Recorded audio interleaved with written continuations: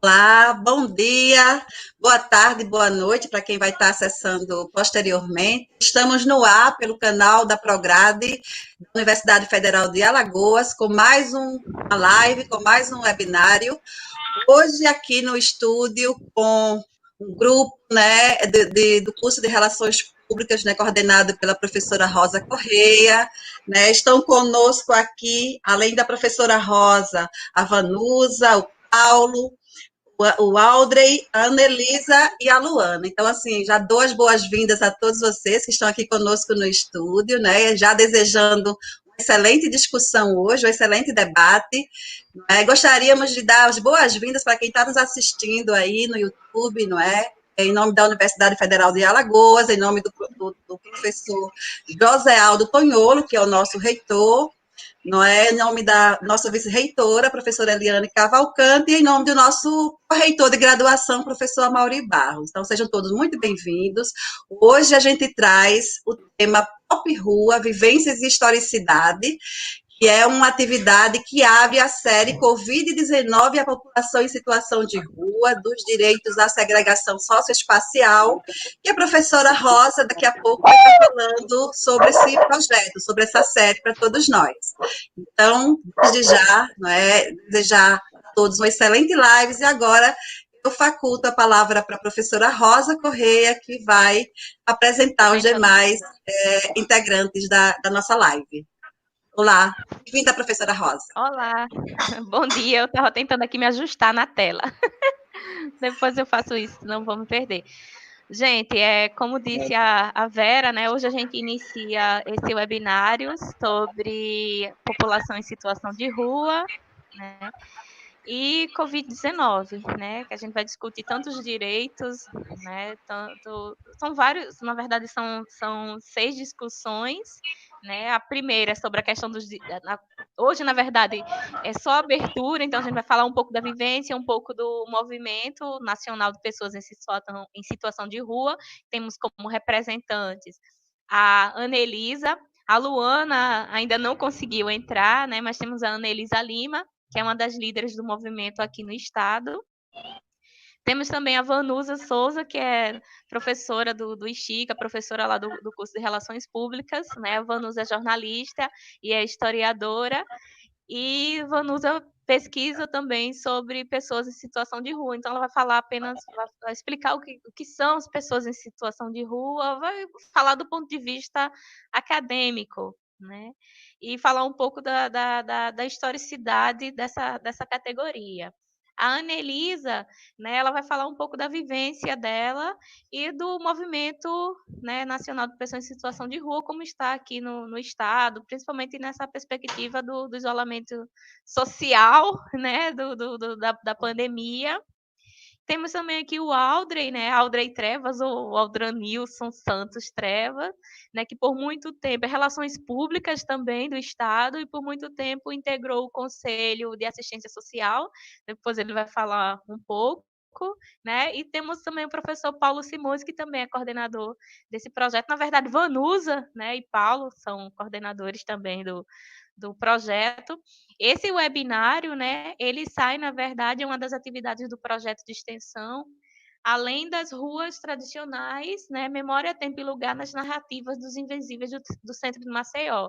Foi um projeto que, na verdade, a gente fez uma alteração, a gente ia trabalhar com as memórias e narrativas, né, de pessoas em situação de rua do centro da cidade, mas com o isolamento a iniciativa era fazer alguns documentários, fazer algumas exposições, trabalhar com a memória deles, né, mas na construção das ruas de Maceió. O que é o centro de Maceió, na verdade, seria o centro de Maceió, mas não a partir das pessoas que frequentam, né, a partir das pessoas que habitam aquele lugar. Né? A gente descobriu uma nova Maceió, na verdade, um novo centro de Maceió, a partir da visão dessas pessoas. Né? E a ideia no final era fazer exposições em locais públicos, né, com essas histórias, com fotografias, utilizar cartografia social, mas por causa do isolamento a gente alterou, então trabalhando com assessoria né, para o movimento, e um dos pedidos do Rafael Machado, que estará aqui, também um dos líderes do movimento aqui no estado, que estará em outras lives, foi que a gente os ajudasse criando webinários, né, tratando das redes sociais deles. Então, a gente está aqui, né? É uma das atividades de agora. Então, sejam bem-vindos. Não sei, Audrey, onde está agora, que era a vez dele falar, se apresentar.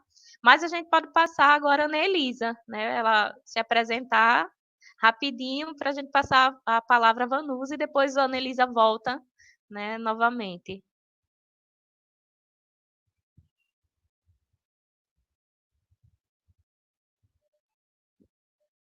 Ana Elisa?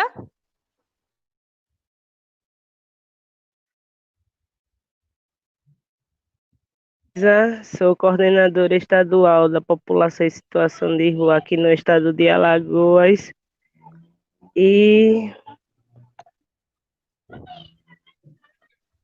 estamos à disposição, né?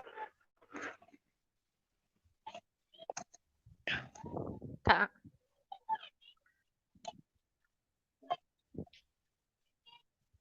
Ana Elisa? Pronto. Paulo, quer falar? Se apresentar? Bom dia a todos e todas. Eu sou o professor Paulo, do campus da UFAL de Arapiraca. Eu sou professor do curso de Administração Pública e estou aqui com essa equipe no que eu puder contribuir aí numa perspectiva da gestão ou das políticas públicas para a gente dar um apoio a esse projeto aí, nessa nova formatação, né? É isso. Bom dia.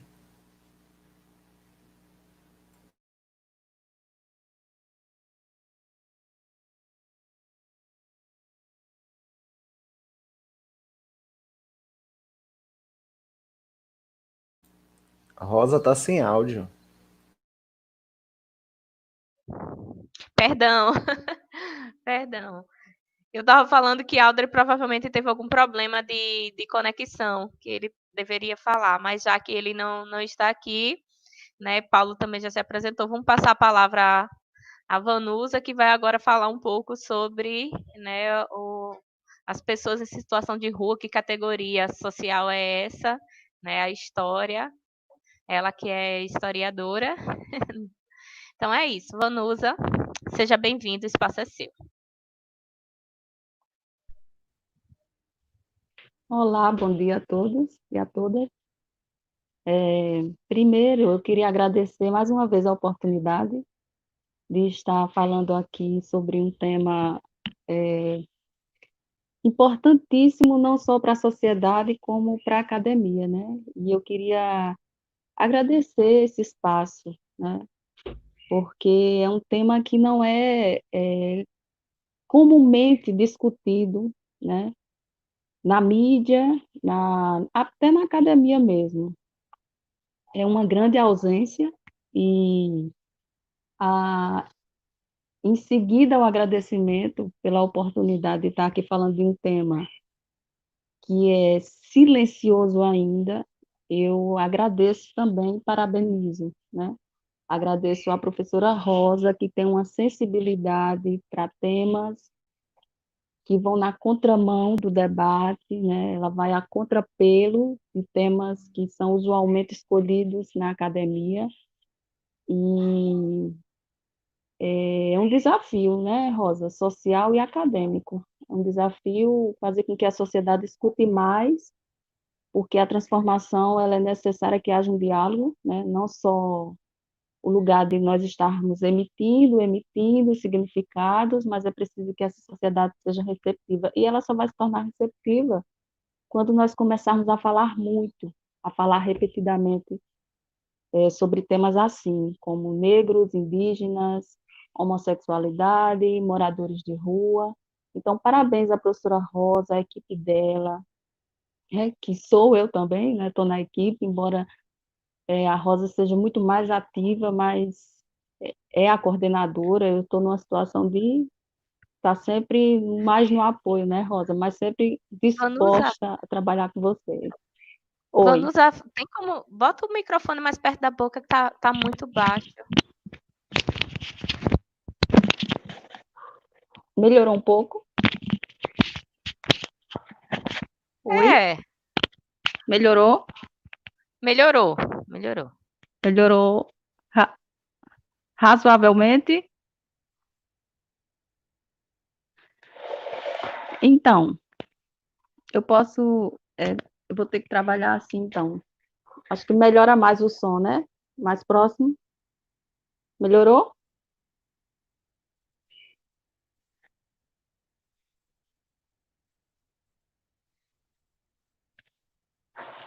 Tá melhor o som, gente? Tá melhor. Pra mim tá Tá melhor. melhor? Vocês ouvem melhor também, Anelisa e Paulo? Para você está ok? Sim, sim. Então, eu não sei se vocês conseguiram ouvir o que eu já tinha falado antes. Conseguiram?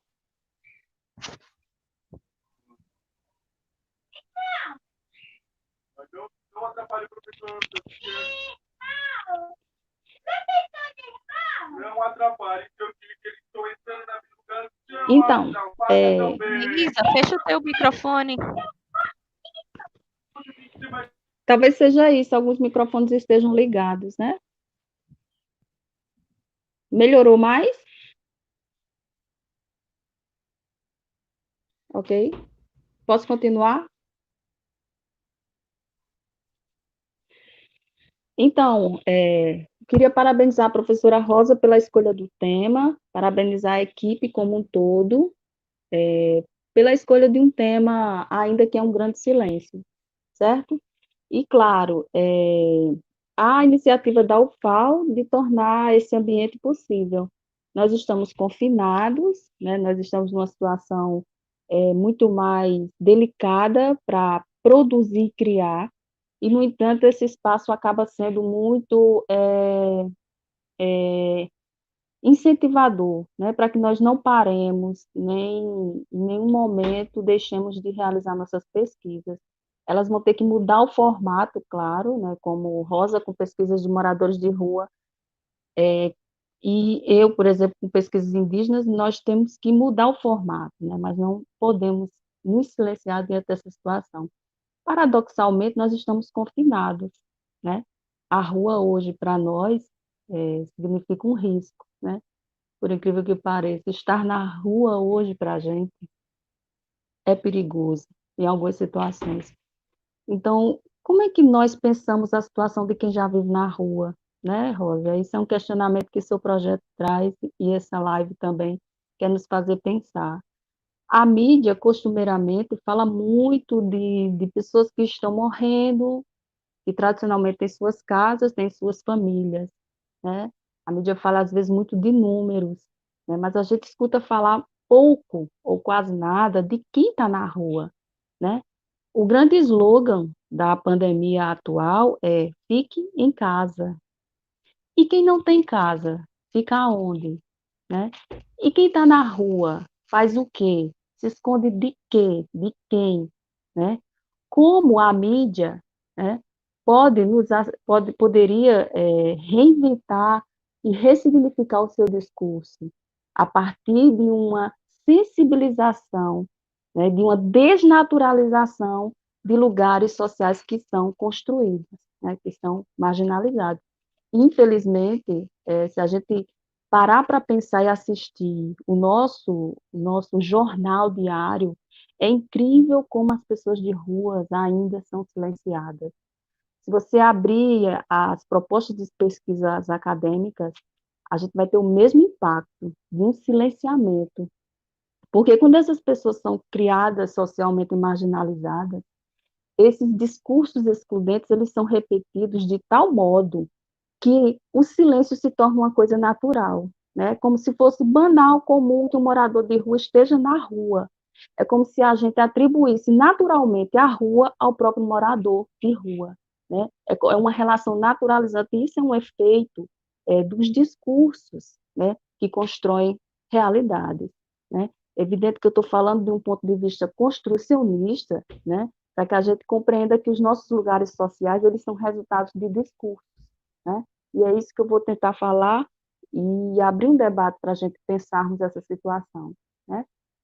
E, claro, que o tema me lembrou muito um poema de Manuel de Barros, né, que diz, rapidamente, né, como os meus olhos se atraem por seres que são chutados como baratas pela sociedade. E ele diz, até hoje eu não entendo porque o meu olhar é puxado para baixo, né? Quer dizer, isso tem muito a ver com Rosa, né? Rosa sempre se interessa por temas, né, que provocam a nossa sociedade, né? E eu me identifico muito com esse projeto, com a professora Rosa e com essa live aqui nesse momento, porque me faz refletir exatamente assim, né? Os moradores de rua, né, tal qual o índio, o negro, foram seres construídos socialmente para ocupar um dado lugar na sociedade. E esse lugar geralmente são as margens e são as periferias. Quando Manuel de Barros fala de seres chutados como baratas, não é que eles são baratas, mas é como a sociedade muitas vezes os trata, né? E isso tem que ser problematizado, tem que ser questionado e tem que ser ressignificado, principalmente num contexto como esse, de pandemia. E que o discurso sobre fique em casa, o discurso sobre cuide do outro, muitas vezes se reduz a um padrão de famílias e de pessoas, né, que são naturalizados, porque a gente fala para pessoas e para famílias que têm suas casas, seus lençóis, né, tem sua comida na mesa, né, e essa sensibilidade para pensar esse outro, que é muitas vezes silenciado na mídia, né, esse outro é a grande ausência de um debate, por exemplo, de pandemia que nós estamos vivenciando. Esse é o paradoxo do nosso contexto atual. Nós estamos confinados em casa, a rua nos se apresenta como um grande risco, e aqueles que estão nas ruas, qual o grande risco para a vida deles hoje, né? Além do próprio vírus, né? Parece que eles são os próprios riscos e o próprio perigo, né? E o que é interessante a gente tem que entender é que o processo de exclusão que já existe na nossa sociedade, ele se acirra ainda mais, né? Quem está morrendo mais na pandemia, né? São os pobres, são os ricos, né? Como é que esses moradores de ruas estão sendo assistidos, né? Que política pública foi pensada para essas pessoas que são mais vulneráveis do que nós, né? Elas estão muito mais vulneráveis a essa situação pandêmica do que nós. E eu queria pensar com vocês uma questão que é fundamental, né? O meu lugar de historiadora, ele convida a pensarmos a historicidade do lugar, a contextualização do lugar, para que a gente não naturalize, né? Ah, o morador de rua começou a existir agora, ou que o morador de rua sempre existiu e sempre foi assim. Não, a história ela é interessante porque ela vem nos mostrar as mudanças ao longo do século, as mudanças de sentidos que foram atribuídas, por exemplo, a um morador de rua, a um mendigo, às mulheres, aos homens, aos homossexuais, aos negros, né? Nem sempre nós ocupamos esse lugar que hoje ocupamos, por exemplo, nós mulheres. Para nós era proibido ter uma vida pública, profissionalmente falando, era proibido dar aula, era proibido ter uma profissão, né? Isso é resultado de uma conquista de lutas feministas de mulheres, né? Desde o início do século XX, claro, se acirrando na segunda metade do século XX. Mas o ponto fundamental aqui é a discussão sobre os moradores de ruas, né? Nem sempre os moradores de rua ocuparam esse lugar que hoje ocupam. Por exemplo, no período medieval, no auge do cristianismo primitivo, claro, a mendicância, o lugar do mendigo, ou daquilo que hoje a gente chama de moradores de rua, eles eram muito associados aos milagres, né? Então, eles eram santificados no início da Idade Média, naquilo que a gente chama de cristianismo primitivo, né? Quando você tem e também quando você tem uma retomada da própria Igreja Católica por uma reforma interna em que você precisava voltar àquelas origens do cristianismo. Então, essa associação da mendicância, do morador de rua com a santificação foi uma experiência medieval. Mas, para aquele contexto que alguns historiadores chamam fim de Idade Média e outros chamariam de início da Idade Moderna, ou outros ainda chamariam de Idade Moderna, que seria século XIV, XV, há uma mutação na forma de você pensar esse sujeito que mora na rua, que não tem um lar, que seria a demonização do sujeito. O morador de rua, aquele sujeito que não tem um lar, uma casa, passou a ser visto como a própria representação do crime, né? A própria representação do bandido, daquilo que era ilícito.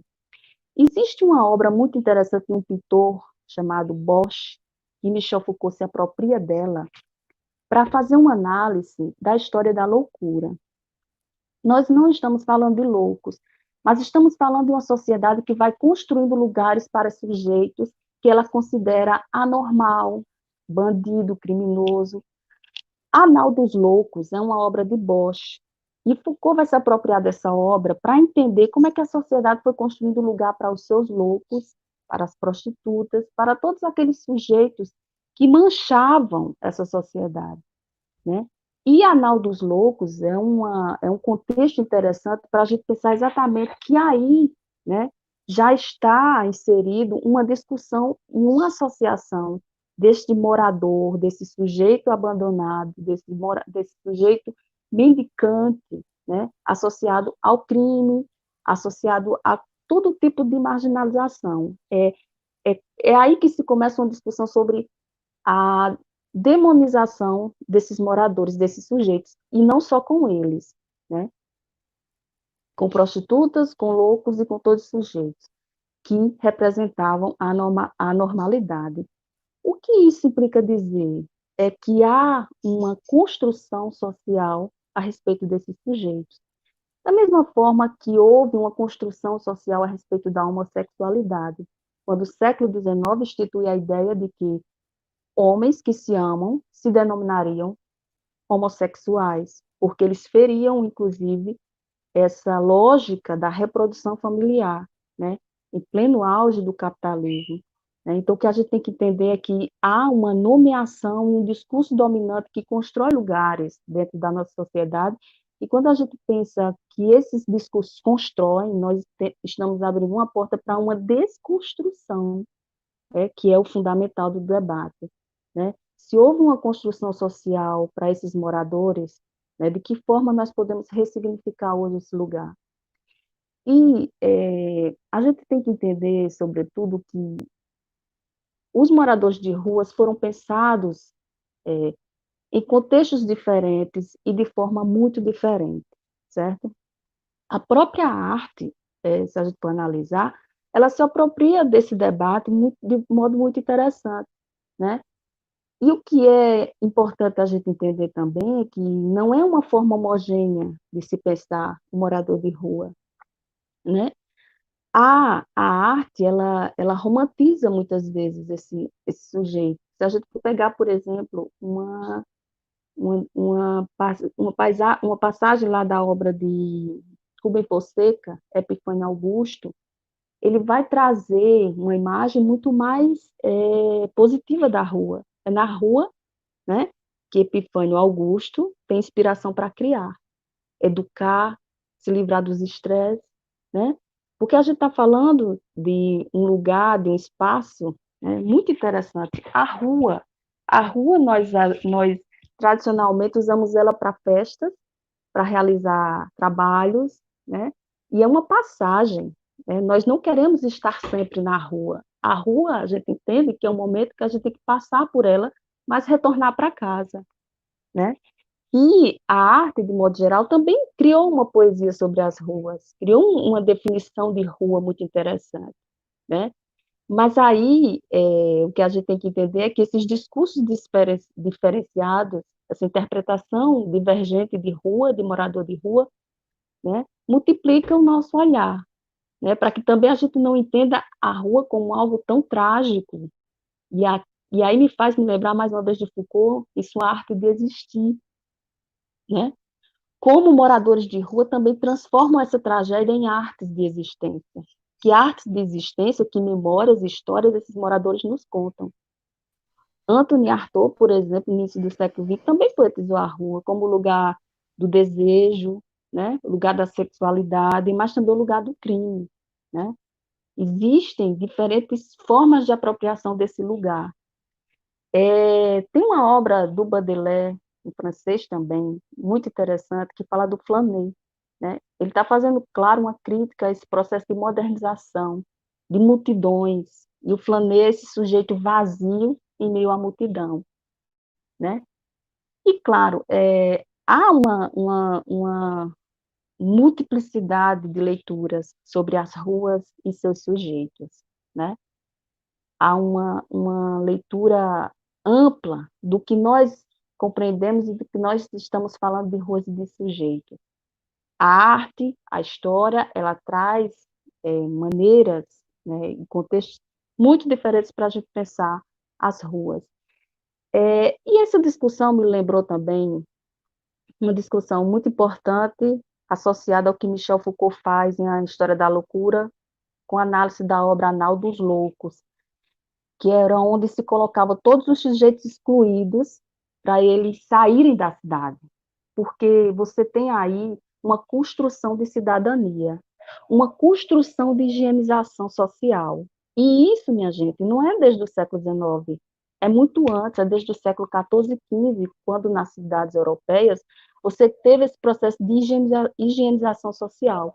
Então, se colocavam todos os sujeitos excluídos nessa nau, nesse navio, colocavam no mar, né, para tipo, expulsarem dessa sociedade, desse modelo de cidadania. Nós temos que ser muito críticos, porque o morador de rua ele não nasceu ontem, ele faz parte de um contexto de higienização social, que até hoje tem efeito. No final do século XIX, início do século XX no Brasil, nós passamos também por um processo de higienização social, né, de construção e de limpeza das cidades. Tudo que representava a negação dessa higienização era jogado para as periferias, né? Imagine, por exemplo, que nós estamos saindo de uma escravidão, de um período escravocrático, negros libertos. Para onde esses negros foram, né? Qual o lugar ideal desses negros? Era o centro da cidade, onde as elites criaram seus prédios, seus comércios, suas casas? Não, né? Porque predominam nas periferias os negros, os afrodescendentes, os indígenas, porque, historicamente falando, né, as sociedades foram jogando essas pessoas, como jogam os moradores de rua, para esses lugares inóspitos, né, que são as ruas, e não só elas, as periferias das cidades. Então, isso é histórico. O morador de rua faz parte de um projeto de higienização social. Então, é como se nós associássemos a rua a esses sujeitos do crime, da bandidagem, né? É como se essas vidas não tivessem nenhuma utilidade para a sociedade. E isso é que é interessante pensar, porque nós estamos numa sociedade capitalista, né? Então, por que o silêncio em torno de moradores de rua, muitas vezes? Porque eles representam exatamente aquilo que o capitalismo nega, o não trabalho, a não utilidade, né? Da mesma forma que as pessoas têm muita ojeriza de falar de presidiários. Por que se instaura dentro de presídios e presas? Porque é para dar o retorno daquilo que eles perderam, que é a utilidade de uma mão de obra, né?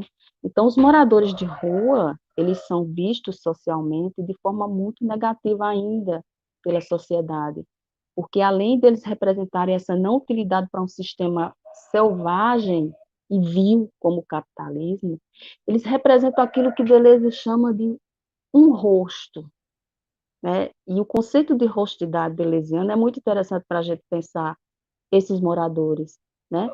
Porque essa rostidade não é o rosto em si, mas é todo o significado de valores que um morador de rua cria, inventado. É quando a gente lembra um morador de rua, né? A gente não lembra só de um sujeito sujo, maltrapilho, abandonado, né? A gente não lembra só de um rosto, a gente lembra de todo um conjunto de significados que o morador de rua tem. Muitas pessoas preconceituosamente associam o morador de rua ao crime e à bandidagem, né? Quer dizer, então, o conceito de honestidade é importante para a gente entender que há uma maquinaria discursiva que impõe um significado a esses moradores e que nós, em grande medida, subjetivamos esses conceitos. Mas nem todo morador de rua se porta como esse morador de rua que a sociedade elitizada entende. Há morador de rua que constrói arte, faz artesanato. Há moradores de rua que participam de outras, né, práticas culturais que essa sociedade, ainda muito preconceituosa, não imagina. Então, trabalhar com esse conceito de honestidade para entender os moradores de rua é entender também as dobras que esses sujeitos fazem no discurso dominante da nossa sociedade. Como é que eles dobram e resistem e reagem a isso. E eu tenho certeza que o debate das meninas hoje vão trazer exatamente essas dobras, essas ressignificações que esses moradores fazem de suas vidas, que são trágicas, sim, porque eles são sujeitos marginalizados, né? São sujeitos excludentes, são sujeitos que a sociedade dizem não o tempo todo, não trabalho, não roupa, não casa, casa, lar, né? Que é um direito que todos deveriam ter, o mínimo, né? Eles não têm acesso a isso, né? E nem por isso eles se submetem a esse discurso de uma honestidade homogênea. Quantos moradores de rua não contam uma história feliz, uma história de amor, uma história de libertação, né? Uma história positiva, né? Dentro de um contexto que o marginaliza. E é isso que é interessante, o trabalho com essas memórias e essas histórias de vida. Eu acho que é o terceiro capítulo da minha tese, quando eu trabalhei com as presas. Um dos capítulos é exatamente falando de o terceiro espaço, ou heterotopias, que é um conceito de Foucault, que é tentar entender como é que os sujeitos, a partir de um espaço, ele reconstrói. Por exemplo, as prisões foram feitas para enclausurar os presos. Mas ali dentro das prisões eu encontrei muitas mulheres que faziam das prisões uma tela de pintura, faziam pinturas na parede, faziam um lugar de dança, de música, mesmo numa cela, né, muito pequena. A heterotopia é exatamente essa transformação de um lugar, que é certamente o que os moradores de ruas fazem, não sozinhos, né, mas certamente com apoio de pessoas que têm sensibilidade de criar projetos com eles, como Rosa, Anelisa, né, como Luana, que vem trazer um debate sobre esses moradores e esses sujeitos. E, claro, que a gente não pode deixar de falar uma relação, infelizmente, entre a rua e o crime, que foi o que eu discuti na minha tese. Muitas presas, elas viviam nas ruas, e as ruas, muitas vezes, propiciam a relação com o crime, sim, porque muitos deles estão sem casa, sem comida, sem roupa, isso não justifica, claro, né? Mas muitas presas viviam nas ruas, e elas voltam para a prisão, e elas são reincidentes. Quando elas saem da prisão, elas retornam para as ruas, e nas ruas elas voltam a praticar o crime, por quê? Perderam sua casa, perderam seus filhos, o conselho tutelar, né, tirou seus filhos, tirou suas famílias, e elas fazem da rua a heterotopia, as suas casas. Dormem em calçadas de rua, né, vivem nas paradas de ônibus, e roubam R$ 2 de um de outro passante para tomar um prato de sopa, né? Então, dentro dessa contextualização de diferentes significados de moradias de ruas e de como a rua é interpretada, né? Nós temos os poetas que muitas vezes poetizam as ruas, né? Que fazem das ruas o espaço do amor, do prazer, do desejo, né? Como eu falei aqui para vocês.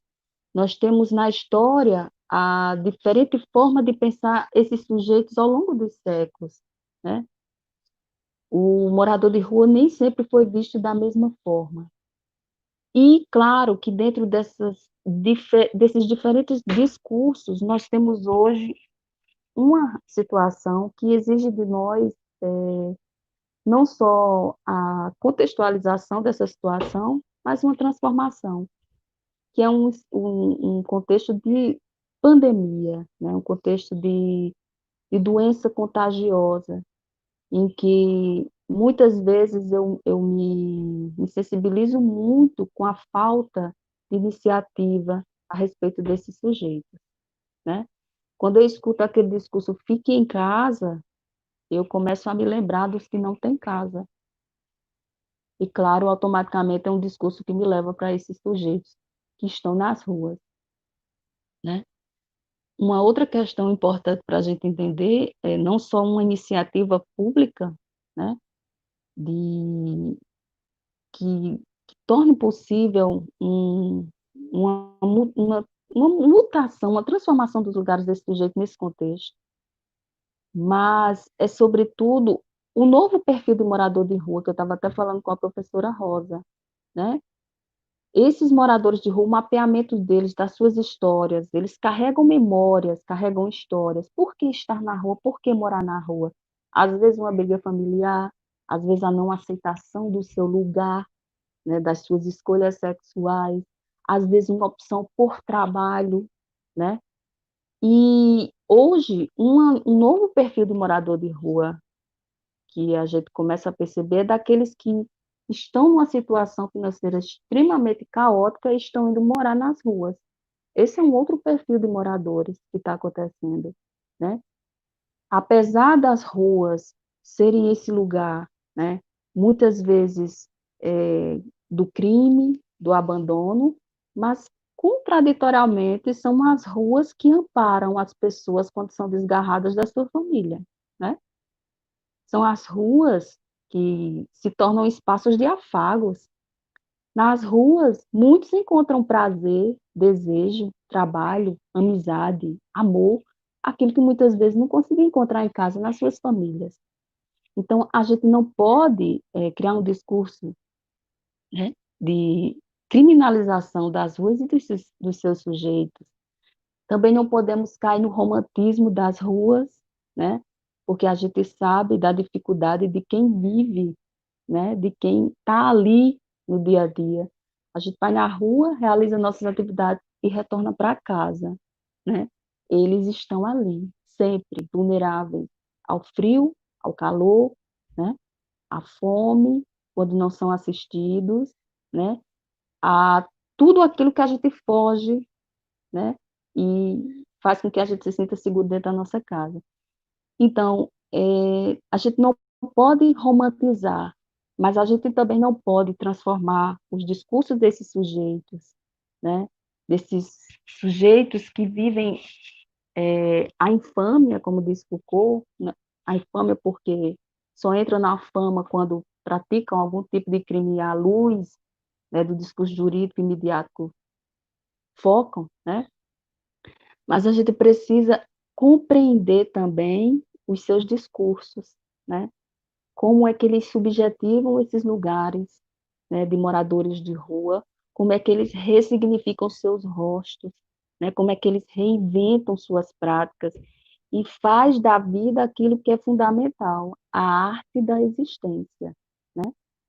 E não só nós temos que transformar nossa existência em arte, como sobretudo esses sujeitos, né, que estão abertos, né, que estão muito mais vulneráveis a situações do que nós. Então, eu não sei como é que está meu tempo, não sei se ainda teria mais tempo para falar algo. Rosa, Paulo, me deem uma luz. Olá, Eu vi que Luana chegou. Luana chegou, né? Ana Elisa está aqui, então seu tempo está encerrado. E agora vamos Muito passar para as obrigada. meninas, né? Daqui a pouco a gente volta para o debate e apresentar, né? Luana é mulher trans, né? E está aqui também para dar seu depoimento junto com a Anelisa, inclusive o pessoal na live já pedindo, fala Luana, né? Todo mundo fala Luana, fala Anelisa, né? Então agora é o momento delas. Quem quer falar primeiro? Luana, acho que Luana está mais empolgada. A Anelisa parece que está ali. Posso deixar a Luana falar primeiro, Anelisa? A Anelisa acho que caiu, não sei. Então, Luana, é contigo. Fala aí um pouco do movimento, fala um pouco da sua vivência, né? Você tem 20 minutos também, eu vou contando aqui. São Até às 11 horas. Quando tiver na hora, se preocupe não, a gente dá uma... Eu te ligo, eu te informo. É contigo, Luana.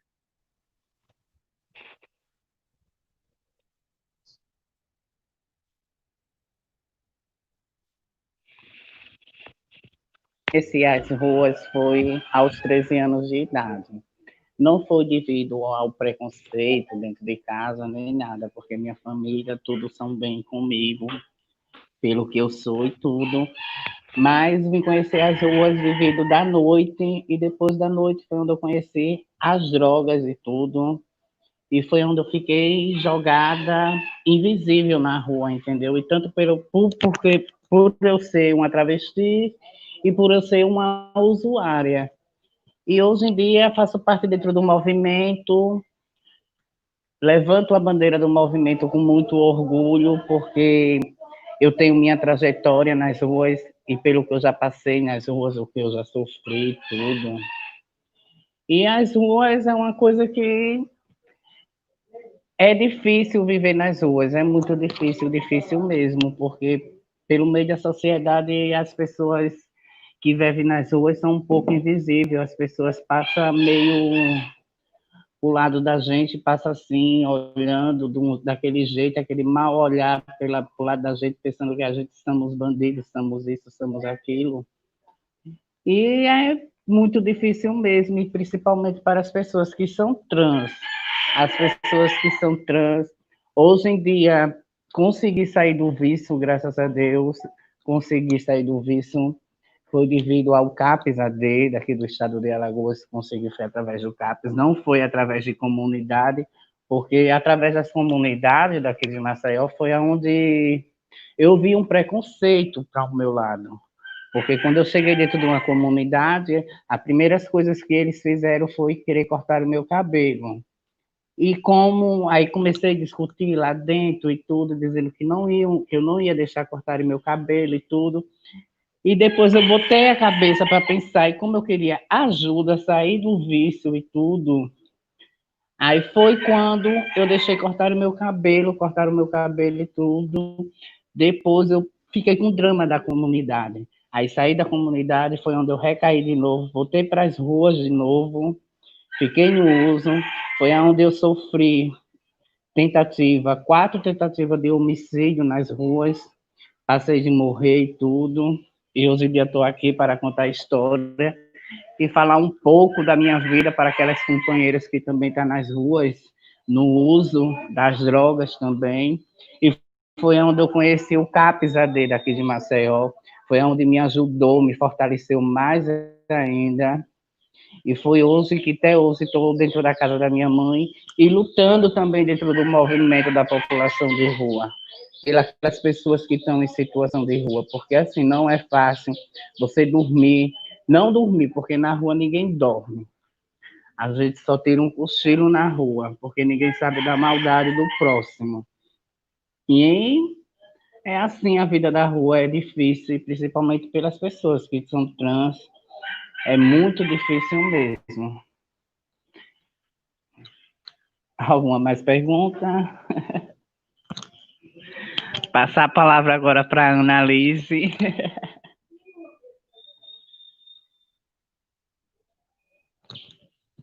Annalise. Bom dia a todos e a todas.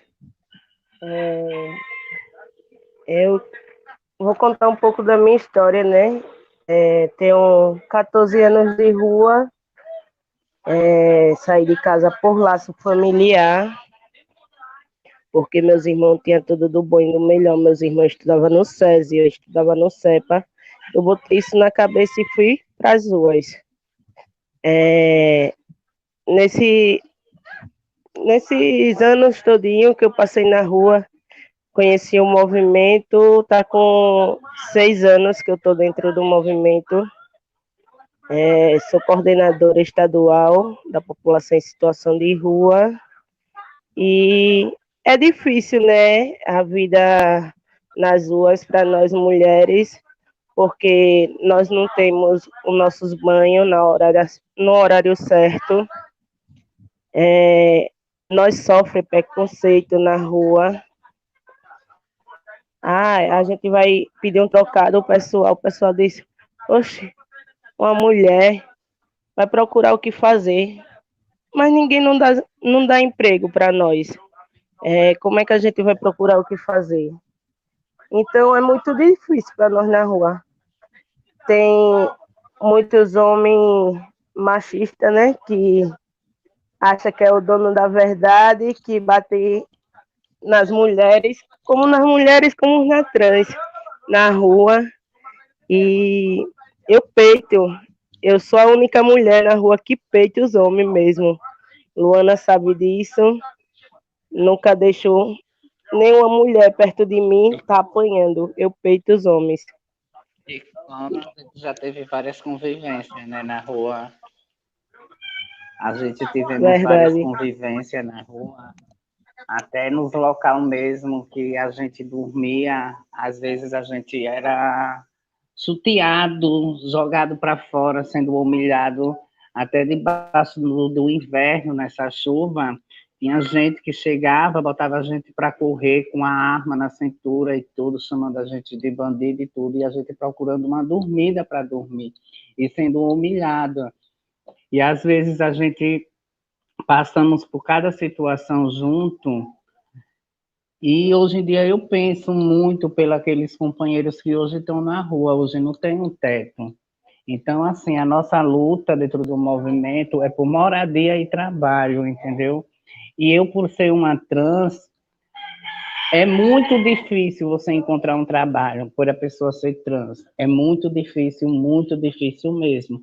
Na juventude, eu perdi meus estudos, deixei meus estudos por causa do uso. Mas hoje em dia, voltei a estudar, estou na escola, graças a Deus, e até hoje eu me arrependo muito por causa que o tempo que eu perdi foi um tempo de ilusão e também foi uma escola para mim, foi uma experiência para mim. Tanto para mim e para vários companheiros que hoje em dia convivem na rua, porque a rua é uma escola. E sem contar, né, também, companheira, que uma pessoa que era para nos defender, que era os policiais, eles são o primeiro a judiar da população em situação de rua. Você não pode estar deitado Verdade. nas marquises, você não pode estar deitado mais na praça. Os coronel botam nós para correr, dá em nós. Às vezes, ninguém está fazendo nada. Eles vão para querer o mal da gente. A gente já está na miséria. Eles vão e plantam droga para que nós seja presa. Eles são o primeiro a tirar nossos direitos, né? É verdade. E falar que também na rua existe arte, o que mais existe é a arte na rua. Tem pessoas que estão nas ruas que faz cada trabalho maravilhoso, mas não é enxergado para a sociedade. Não é.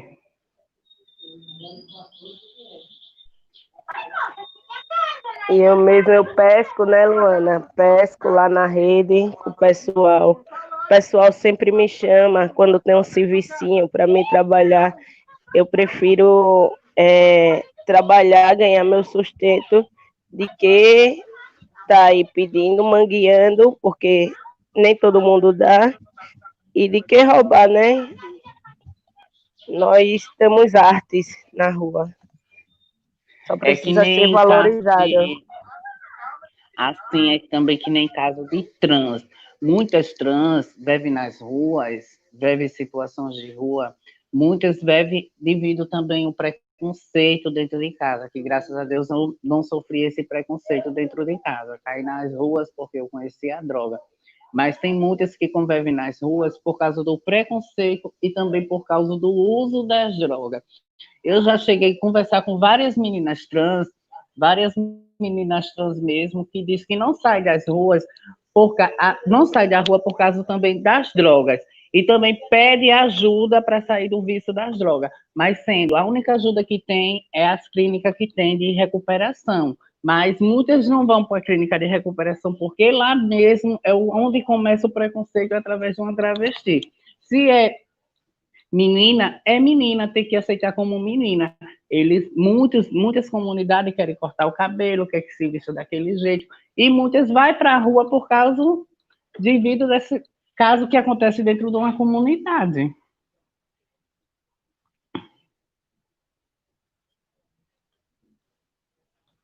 Que nem no abrigo mesmo, tem várias meninas que estão lá, e muitas também contam esse relato, conversa comigo, fala sobre isso, que é por causa da comunidade, eles não aceitam uma travesti, uma trans, eles como uma mulher e tá de cabelo grande, tem que cortar o cabelo. Foi isso que eu fiquei com drama dentro de uma comunidade, que de lá para cá eu não quis saber mais de comunidade,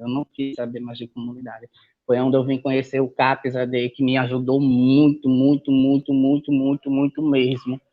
E hoje sempre frequento o CAPES AD, não estou frequentando mais por causa devido a essa epidemia, mas assim, frequento, converso muito. Lá dentro do CAPES AD foi onde me ajudou, foi através das terapias, as palestras, que eu sinto falta hoje de poder compartilhar com aqueles companheiros, conversar, contar um pouco da minha história, eles contar um pouco das histórias dele. E vivendo a vida e sempre lutando e não desistir. Hoje em dia me sinto uma pessoa vencedora, não tão vencedora, mas me sinto uma vencedora por eu ter saído do uso da droga, graças a Deus. Me sinto e agradeço muito ao CAPES AD e todas as pessoas de lá de dentro, todas as pessoas que são maravilhosas, que sempre me adoram, sempre fala, conversa comigo e tudo. Sempre mesmo tem o meu TR, que é um homossexual, o João, Manuel, que digo, é um homossexual, ele também, que é o meu TR, que sempre conversa comigo. Um beijo para ele, que ele deve estar assistindo também. E outros demais de lá de dentro. Mas, assim, vida de travesti na rua, de trans, não é fácil, é difícil, é muito difícil mesmo.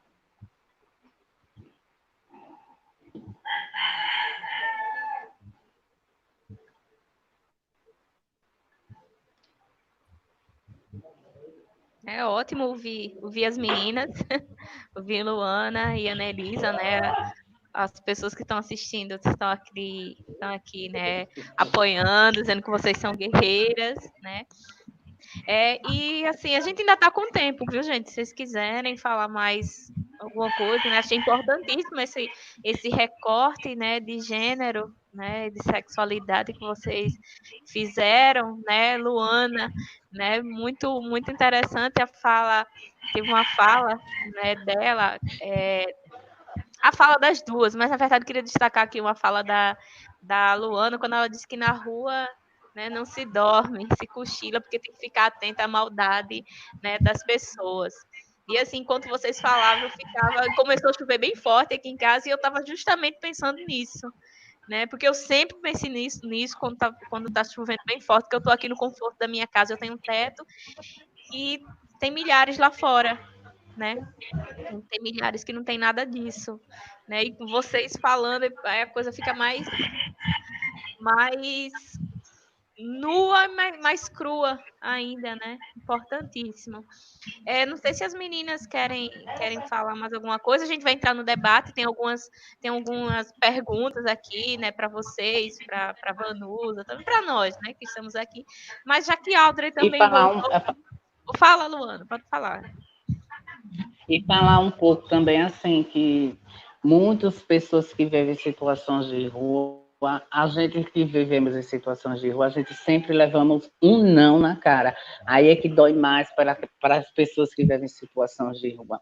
Principalmente quando você chega numa porta de uma pessoa, quando você está com fome, que você chega para pedir um alimento, que uma pessoa chega e dizer, não tem não, saia da minha porta, não sei o quê. Ai, aquilo dói tanto, dói tanto, dói tanto. É meio complicado, complicado para vários companheiros que vivem em situações de rua. Audrey, né? Vou chamar só Audrey aqui um instantinho, porque eu já tinha chamado ele no início, ele tinha caído. Fala um pouco, Audrey, da sua história Foi. com a Anelisa. Você conhece a Anelisa? Rafael também, que é um dos coordenadores, né? Hoje está em Delmiro Gouveia, que ele me falou fazendo umas ações lá Isso. com a população em situação de rua, lá no sertão. Pode falar, Audrey. Pronto. Tá. Bom dia, sou Audrey, né? Sou Relações Públicas, servidor do Estado, e por 4 anos eu estive no Conselho de Assistência Social do Estado como secretário executivo. Passei 4 anos e tive o prazer, né, saudando a professora, saudando a todos, saudando a professora Rosa, saudando a professora Vanusa, mas em especial essas duas minhas queridas, né? Assim, a Luana e a Anelisa, que eu conheci lá no Conselho, nas reuniões, né?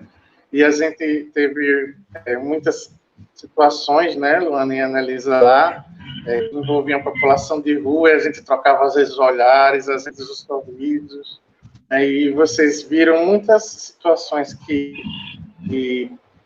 digamos assim, de interesses difusos, com relação à população de rua, e nessa questão do empoderamento do movimento, né? Então, eu conheci, através, Rafael foi o primeiro a chegar lá, levou a Luciana, e depois foi aparecendo a Anelisa e Luana e outros mais que foram participando das reuniões, e eu confesso que muita coisa eu devo a vocês, que eu aprendi, um pouco do que eu aprendi sobre a população de rua, fiquei muito, digamos assim, tocado, e, digamos, de certo modo, assim, orgulhoso de saber que tem pessoas que estavam lutando por essa causa, que são pessoas, não técnicos, não assistentes sociais, não professores, não alunos, mas pessoas que realmente viveram em situação de rua, e você estava em busca de visibilidade, de voz e de fala, e eu acho que esse momento aqui, ele diz muito disso, né?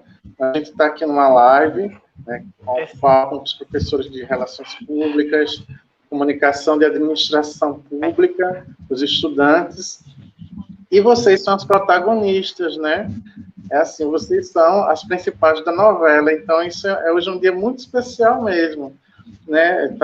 Que está acontecendo, né? Que é isso que a gente busca, né? Que a população de rua ela seja ouvida, seja notada. Eu nunca esqueci de uma frase que vocês me ensinaram. Nada sem nós, nada sobre nós sem nós, né?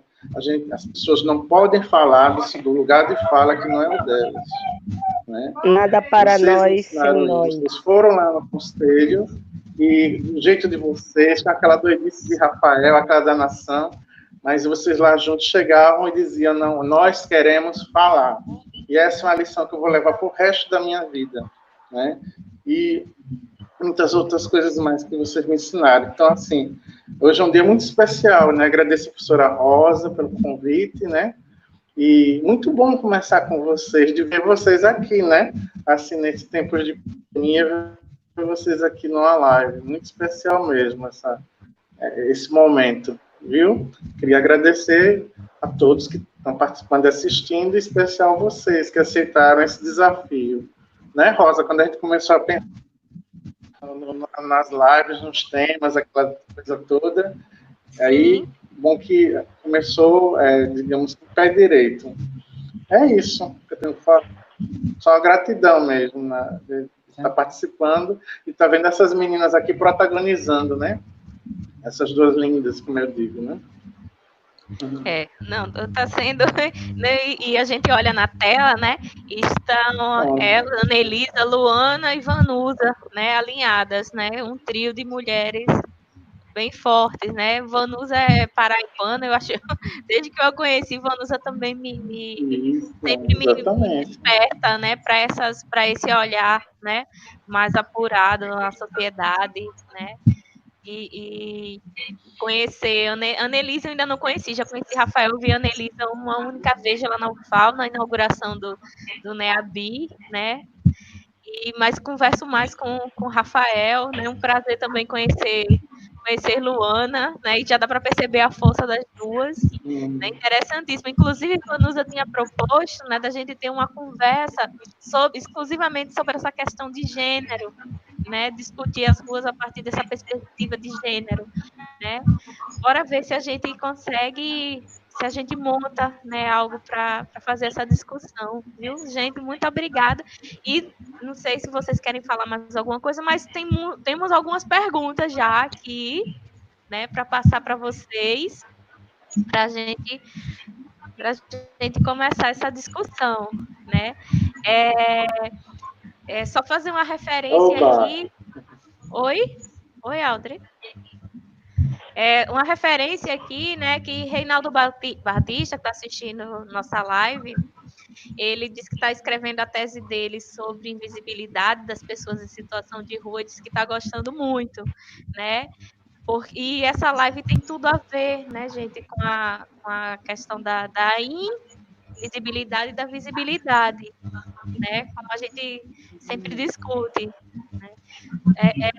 Teve até um comentário, acho que foi, eu não lembro agora de quem foi, alguém que está na live também falou assim, a comunicação é importantíssima para as pessoas em situação de rua, porque é uma arma, né? A gente precisa ouvir vocês têm que falar diretamente, né? Como dizia a Luana, né?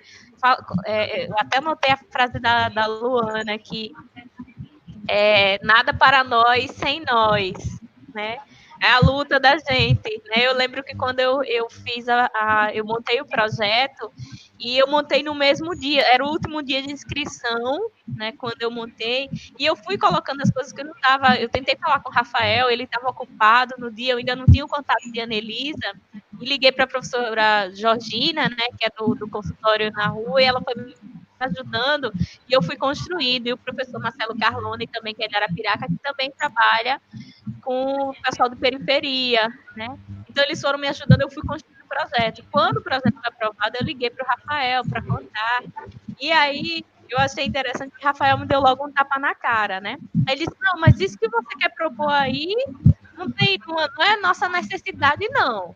Como é que você monta um projeto, professora, e não nos pergunta sobre as nossas necessidades? Nossa necessidade agora não é ninguém falando, não é a gente falar da nossa história, não é a gente falar agora mesmo, a gente tem outras necessidades, né? A gente tem que organizar as nossas redes sociais, a gente tem que fazer campanha, porque daqui a pouco vai começar a chuva, tem essa questão do isolamento, o pessoal está precisando de atendimento médico, está precisando de produtos de higiene.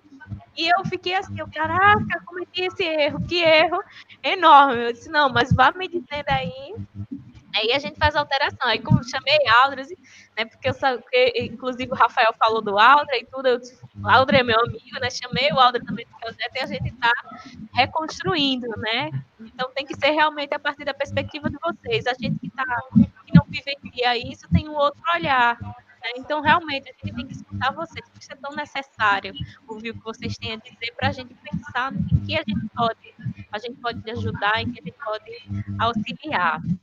Era só isso, né, que eu queria falar agora e vamos começar aqui com as perguntas, né? O Vitor Braz, que é um aluno nosso, né, integrando o projeto, ele fez um comentário também, dizendo assim, que o tema sobre a população em situação de rua é muito pertinente, mas infelizmente tem pouca visibilidade e ainda é visto com muita indiferença pelo Estado e pela sociedade. Não é à toa vocês olharem ali quantas pessoas estão visualizando essa live nesse momento. Né? Quando a gente fala que vai fazer uma discussão sobre pessoas em situação de rua, falar de rua, as pessoas não se interessam muito, né? Não tem... para que eu vou me importar com isso, né? Eu estou tão de boas aqui no meu isolamento, vendo minha TV de perna para cima, né? Porque as pessoas não gostam de se incomodar, né? Essas coisas que incomodam, né? Você deixa para lá, é melhor ver um filme, é melhor ver um vídeo de comédia no YouTube, né? É aquela coisa, mas eu me sinto mal. Imagina, se você se sente mal de ouvir falar, imagina as pessoas que estão vivenciando essa situação. Né? Então, quando eu vi esse comentário do Vitor, porque a gente sempre discute isso, né, em nossas reuniões. Eu relacionei logo com o número de visualizações, né? E a gente, assim, né, divulgou para bastante gente. Só se eu contar só o número de pessoas na minha lista de transmissão que eu enviei, mas, né, pode ser o horário, né? Teve alguém que comentou aqui, pode ser o horário, né? O horário, realmente, o horário é ruim, mas vai ser só essa primeira live, que realmente, o horário da manhã. Mas então vamos ver o horário da tarde, né? Vamos ver o horário da tarde se a gente melhora. Mas, de qualquer forma, a gente está aqui discutindo, né?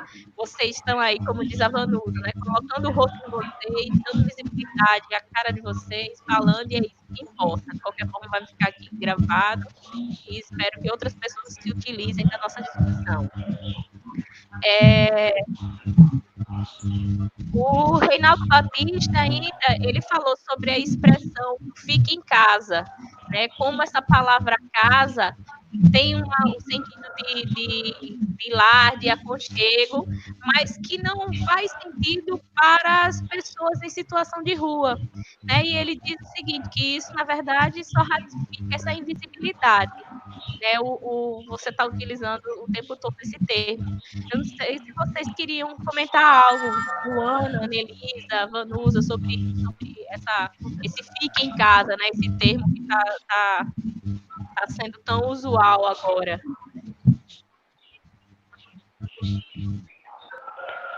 Rosa, a sua fala me chamou a atenção de uma coisa que eu sempre digo nas aulas. A gente tem muita teoria, né? Nós da academia, nós temos um arcabouço teórico muito lindo, por sinal, né? Mas essas coisas, elas só se tornam importantes socialmente quando a gente entra em campo.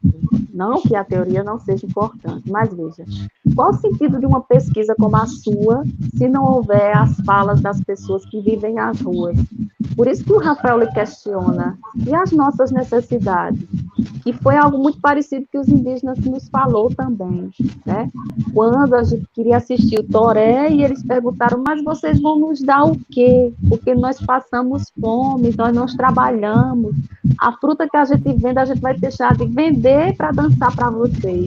Isso, para a gente, academia, né, a gente fica estupefato, né? A gente se choca, e isso é um impacto, porque a gente vai lá cheio de teoria, né, teorizando o mundo dos sujeitos que vivem nas ruas, nas margens, e eles me chegam com algo que é fundamental, e nossas necessidades, casa, comida, né, que é algo trivial, e que eles não têm. Então, olha como é importante a etnografia, né? Olha como é importante esse contato, né, com o outro, esse contato direto com o outro, e como isso transforma a nossa teoria, porque essas memórias de Luana e Anelisa são diamantes, né? São questões que precisam circular muito na sociedade, porque, inclusive, elas nos ajudam a pensar socialmente problemas, questões que podem ser resolvidas por políticas públicas. Quando alguém está ouvindo elas falarem das necessidades mínimas delas, quando elas denunciam policiais violentos, elas nos ajudam, a academia e a sociedade, a pensar, né, o plano pragmático da situação delas. Por isso, como alguém falou aí no debate, é uma arma, a comunicação, ela é uma arma, sim, no sentido de quanto mais a gente faz circular, isso foi uma fala da Regina Beatriz, quando eu tinha aula de doutorado, enquanto mais a gente faz circular os discursos, mais eles vão transformando. Por que esses discursos sobre preconceituosos, excludentes, eles se tornam verdadeiros? Porque eles se repetem muito. Desde o Brasil colônia, a gente escuta falar que negro é inferior, né? Que negro é isso, que negro é aquilo. Antes disso até, né? Desde o período da colonização, perdão, né? E isso vem se repetindo de modo que a gente naturaliza, e hoje a gente vivencia um tipo de racismo que quem discute o racismo ainda fica surpreso porque ele ainda tem tanta força, porque ele se repete, e ele se torna verdadeiro, né? A força do discurso é essa, quanto mais ele se repete, mais verdadeiro fica. Então, quanto mais a gente repetir discursos sobre moradores de rua, de trazer suas memórias, enquanto mais a gente fazer esses discursos circularem, né, mais visibilidade, mais outras verdades serão ditas a respeito de vocês, mais iniciativas públicas, né, mais iniciativas acadêmicas, que outras teses de doutorado e os projetos sejam feitos a partir das falas de vocês, que é o grande motivo da gente estar aqui, afinal, como a Audrey falou, né, são elas as protagonistas, né, as vozes que precisam ser ouvidas. Inclusive, tem uma pergunta, né, ainda da Tatiana Machado, perguntando como você vê a atual política do Brasil para atender os moradores de situação de rua. Você acha que melhorou alguma coisa ou não passa de assistencialismo? As meninas também, viu, podem responder. Vocês entenderam a pergunta? Entendi. As políticas públicas atuais para eles, né, para os moradores. É um longo, extenso debate, né? Porque, veja, desde o momento dessa... Tem muito microfone ligado, aí fica ruim. É verdade. Estou ouvindo muito ruído também. Essa relação, né, negativa do morador de rua, esse discurso que tornou negativo esse sujeito desde o século XIV, XV, ele perdura na nossa sociedade, né? Ainda as pessoas veem com muito maus olhos os sujeitos que moram em rua, né? Ainda as sociedades têm dificuldade de incluí-los numa sala de aula, emprego. Como Luana falou, o que dói é que a gente vai pedir R$1 e as pessoas nos negam. Como a Neuza falou, o que dói é o discurso machista em torno de nós mulheres. Isso atual, em pleno 2020. Porque esse lugar negativo, pejorativo, excludente dos moradores de ruas persistem. Se isso persiste ainda, isso deixa muito claro que a política pública em torno dessas pessoas, desses sujeitos, ainda é muito ineficiente. Nós temos iniciativas particulares, iniciativas de ONGs, de casas, de pessoas que se reúnem para ajudá-los, né? Claro, isso tem que ser dito, né? Nós temos associações apoiadas por governos estaduais, municipais, mas isso ainda não é uma prática homogênea na nossa sociedade. O louco ainda é um sujeito abandonado pelas políticas públicas. Houve uma intervenção pública, né, na forma de tratamento do louco e da loucura, né, mas a gente sabe que a retirada desse lugar negativo que o louco assumiu desde lá, o início do século XV, XVI, XVII, ainda existe. E com relação aos moradores de rua, que mudanças efetivas nós podemos falar deles? O Áudrey tem uma experiência muito boa com relação a isso, né, Áudrey? O Áudrey faz parte de um movimento, né, que ele pode ver, literalmente, essas mudanças ou não. Mas para nós, da academia, né, o que é que nós podemos acrescentar? Hoje nós estamos dentro de um contexto que nós não podemos esperar mudanças nesse campo. Se nós formos esperar uma mudança, uma transformação dos moradores de rua a partir dessa experiência com o governo atual, nós vamos ter muita dificuldade, porque todas as instâncias sociais estão muito prejudicadas, a começar por indígenas, né? A começar por discursos racistas, né? Os moradores de rua, eles sequer são citados em discursos políticos da nossa atualidade, não sei se vocês observam isso, né? Então, por essas questões que são signos, né, já são vestígios, a gente pode imaginar como a situação dos moradores de rua, a partir de iniciativas públicas da atualidade, ainda é muito delicada. Ainda é um discurso que interessa muito pouco, gente, porque vocês têm que entender o seguinte: dentro de uma lógica capitalista, para que serve um morador de rua? Ele não está trabalhando, ele não é uma mão de obra útil, ele não está estudando para ir se formar, para dar um retorno financeiro à sociedade. Ele é um peso nas costas da sociedade.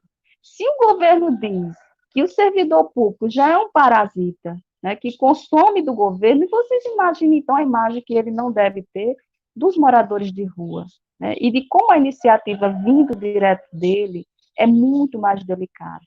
porque eles representam exatamente o não trabalho na perspectiva capitalista, né? A não eficiência, a não utilidade, a não normalidade, né? Então, a nossa sociedade, ela é construída e ensinada a pensar apenas a partir dos normais, da normalização, né? Que é o que os discursos normalísticos, né, heteronormativos, lidam conosco o tempo todo, né? Nós, professores, temos dificuldade de lidar, por exemplo, com um aluno diferente em sala de aula, nós, que somos doutores, ensinados a pensar diferenças, mas quando um aluno apresenta uma diferença, nós temos dificuldade de compreendê-lo. Ou a gente pune, ou a gente exclui, ou a gente repreende, porque nós, apesar de toda a consciência social que nós temos, ainda somos resultado e efeito dessa sociedade que sempre busca a norma, que sempre busca normalizar, padronizar pessoas, né, padronizar comportamento. Então, os moradores de rua fazem parte, né, e essa é uma lógica desse sistema, né. Quando Foucault fala lá na biopolítica que nós estamos em um contexto, ele falava lá, né, em 1970, 80, quando ele falava de um Estado que mata, não é um Estado apenas violento que sai nas ruas e mata o criminoso e o bandido, porque hoje, literalmente, nós temos essa situação, né, de pessoas representantes do governo estadual municipal matando sujeitos negros nas ruas que são confundidos com bandidos, mulheres, homens, trans e etc. Mas quando ele fala desse Estado que mata, é desse Estado que não assiste, é desse Estado que propicia a violência, é desse Estado que se nega, inclusive, a ouvir os sujeitos que ele mesmo ajuda a excluir, né? Então, biopolítica em Foucault é exatamente um retrato dessa sociedade que a gente ainda hoje vivencia. Então, você imagina num governo que abre as portas e é um representante nítido de uma política neoliberal, né? Então, você imagina o que significa um morador de rua para esse governo, né? Qual a utilidade que esses sujeitos têm dessa política neoliberal? Se nossa educação pública, para eles, já é um peso, um fardo, se o fato de milhares de pessoas estarem estudando, que ele chama gratuitamente, que não é gratuitamente, né? Se ele já acha isso um fardo, você imagine, então, o que ele entende por pessoas que estão em situações vulneráveis. E esse discurso realmente de fique em casa é um discurso violento. A gente tem que, talvez, ter muito mais sensibilidade, como Rosa diz, a gente está na nossa casa, mas esses sujeitos estão em outro espaço que não a sua casa, que era o mínimo que eles poderiam ter, né? Vanusa, só um instante. Eu não sei se as meninas, Ana Elisa e Luana, né, querem falar algo sobre essa questão se houve alguma mudança realmente, ultimamente, nas políticas, né, no que é feito, no que o governo faz para a população. Seria muito importante. Quer falar alguma coisa, Luana? Ana Elisa? Liga o microfone, Luana.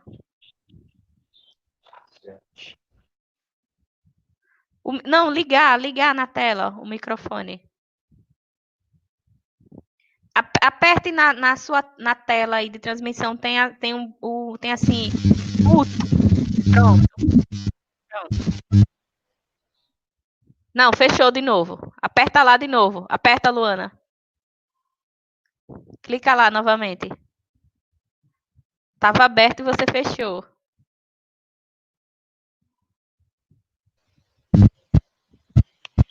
Sobre políticas públicas para a população de rua. Eu mesmo, até agora, aqui no estado de Alagoas, eu ainda não vi políticas públicas para a população em situações de rua, não.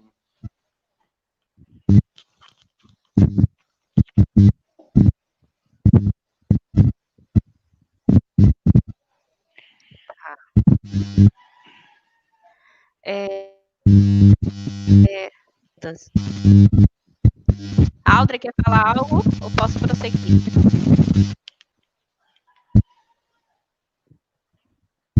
Vou prosseguir, viu? Vou fazer mais uma. A Tatiane Machado também pergunta, né? Ela Vanusa falou sobre o processo. Tem um quem tá com. Eu acho que é Luana. Luana, fecha o teu microfone, por favor. Maravilha. Pronto. Porque senão. Tatiana Machado ainda falou o seguinte. Ela estava se remetendo à fala da Vanusa sobre a higienização social, né? E ela pergunta: estamos voltando a esse pensamento, né, da higienização social, né? E logo em seguida também ela pergunta: a pandemia, ela evidencia ou ela continua a invisibilizar ainda mais as pessoas em situação de rua? Alguém quer comentar essa pergunta da Tatiane? Olha, eu posso comentar também. Tatiana, são perguntas muito interessantes que você faz. Sobre o processo de higienização. Ele começa, né, exatamente nesse momento, né, fim do século XIX, início do século XX, quando as sociedades estão se reorganizando, né, quando elas estão sendo montadas nesse estilo urbano que nós temos hoje. Né, o centro está ali, os bairros nobres ao seu redor, a igreja aqui, a pracinha ali. Né? Isso é um processo de higienização social, de organização, atendendo a um processo, claro, de urbanização, porque isso é o que a gente chamaria de um processo de modernização das cidades. É claro que a gente não pode entender que esse processo de higienização ele existe da mesma forma, como começou no final do século XIX, início do século XX. Você tem que entender que havia uma necessidade de criar uma identidade nacional para o Brasil. Essa elite que prepara um discurso das cidades e da urbanidade, ela precisa criar também um discurso de branqueamento, né? E é aí para onde a gente vai, aí onde a gente vai entender também por que os negros ainda hoje estão em periferias, né? Porque há uma necessidade de organizar um discurso da nacionalidade a partir de um discurso do branqueamento e da negação de todos esses sujeitos que poderiam ferir essa nacionalidade, essa limpeza identitária do Brasil, né? Então, você hoje olha para... Nós estamos em 2020, né? Nós estamos no século XXI, e nós ainda lutamos com aquilo que parece ser ainda muito mais forte do que em épocas anteriores, que é o racismo, porque ele se divulga de forma muito eficaz e veloz nas mídias, na comunicação de um modo geral, né? Então, você imagina que hoje a gente ainda luta com todas as forças sobre os vestígios e as práticas do racismo. Por quê? Porque o processo de higienização, que é o discurso, né, da higienização, né, social, ele se mutabilizou, né? Hoje ele lida de outra forma conosco, né? Ele é muito mais sutil, né? Mas não deixa de ser muito violento ainda, né? Os lugares sociais ainda estão muito bem definidos, né? E nós temos ainda muitas dificuldades, né, de se relacionar com esses lugares historicamente que foram marginalizados. Nós, mulheres, ainda sofremos vários tipos de machismo, seja no nosso trabalho, seja nas ruas, seja no nosso lar, né? Sejam em situações diversas, né? Nós, mulheres, né, ainda enfrentamos dificuldades que são lá de séculos passados. Mas por quê? Porque os discursos, como Foucault bem mostra, eles dispersivamente eles vão se transformando. Mas o efeito que eles inicialmente criam, eles continuam a produzir esses efeitos.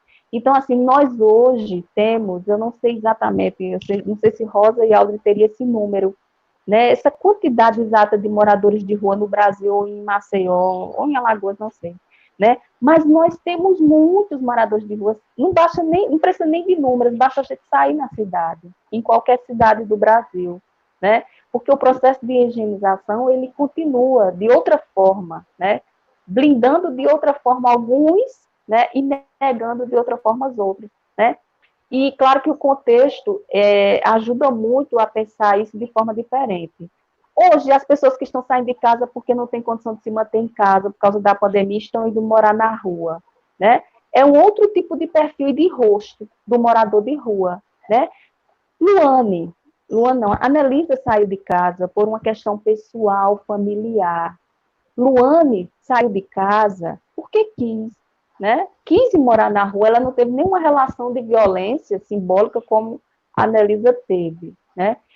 E são discursos sociais, né, que nos ajudam a pensar esse processo de higienização social. As próprias famílias, elas também têm esse discurso de exclusão. Anelisa é um signo disso, né? Por que o privilégio a alguns irmãos e por que a negação de tudo que era fundamental para ela comprar os seus irmãos e por que a negação para ela, né? A própria família, né, ela reproduz o discurso social da higienização também, né? Certamente a Anelisa foi vista de tal forma, né, que os outros irmãos não eram vistos. E é assim que a nossa sociedade lida muitas vezes, né? É assim que a sociedade vai atribuindo lugares. Por que os moradores de rua estão nas ruas ainda? Porque a sociedade acredita piamente que aquele é o melhor lugar para quem não tem utilidade social, né? E essa é uma outra lógica dessa máquina de poder. Esse é um outro tipo de agenciamento muito sutil de poder, né, que diz assim, esses sujeitos que não valem muito as suas vidas têm que estar exatamente onde eles estão aí agora, né? E isso é um discurso violento, é aquilo que Foucault nos chama a atenção, é um Estado que também mata. E o Estado, gente, não é só uma representação política, não. O Estado somos nós também, sujeitos civis. Nós também somos responsáveis por essas questões sociais. Não adianta a gente dizer que o governo X, que o governo Y não fez nada pelos moradores de rua, se nós também não fazemos a nossa parte, né? Se nós não criamos projetos de pesquisa, se nós não damos oportunidades, se nós não conversamos com essas pessoas, se nós não ouvimos, né, como Aldre e Rosa está fazendo.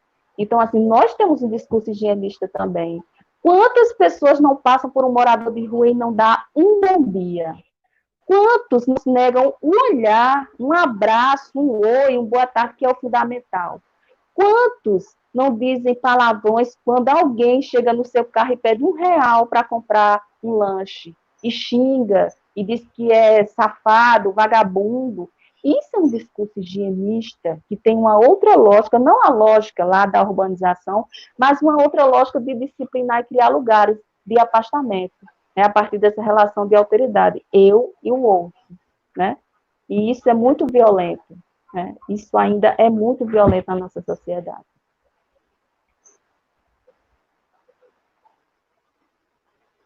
Agora eu vou fazer uma pergunta, né, para a Luana e para a Anelisa, que serve também, né, para os demais, mas acredito que Tatiane orientou mais para as meninas, né, para a Luana e a Anelisa, que a pandemia, ela evidenciou ou inviabilizou mais as pessoas em situação de rua. O que vocês têm a dizer, meninas, sobre isso?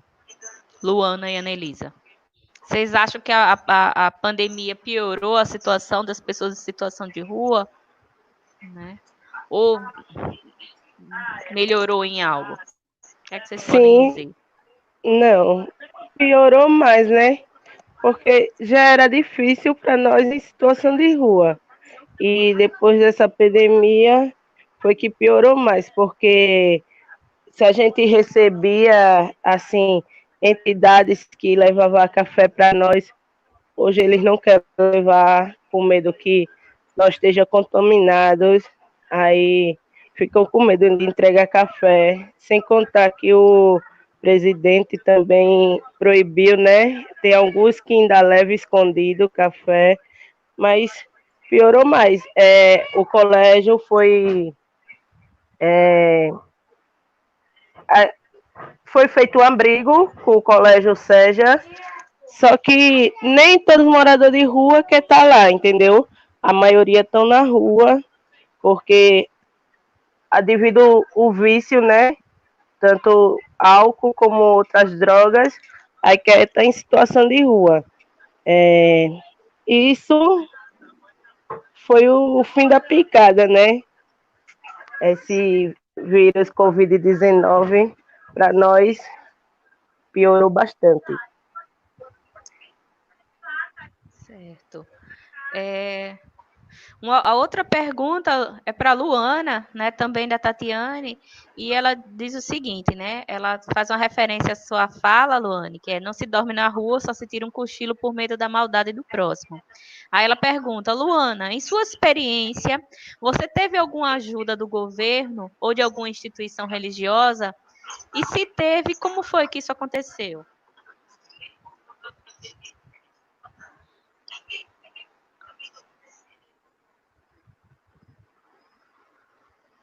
O microfone, Luana, tá fechado. Aperte na telinha.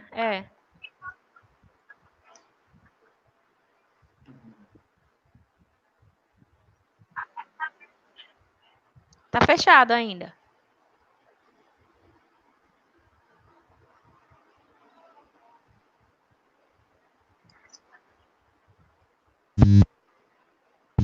Pronto. Fechou.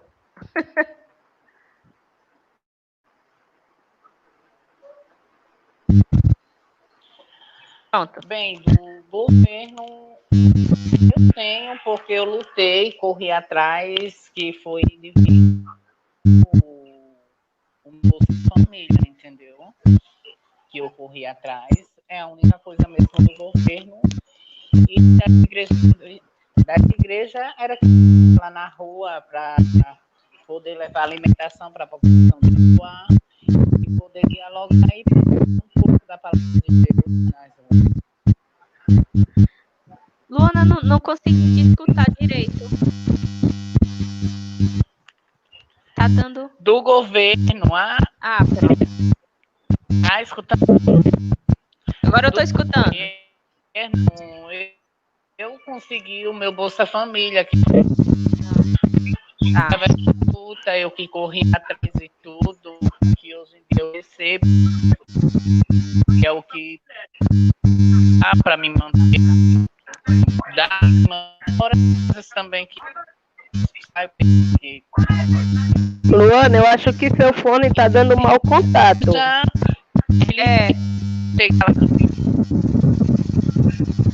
Não tô conseguindo ouvir, Luana. Vai escutar? Tá um barulhinho de fundo. E agora, tá? Melhorou um pouco. Vá.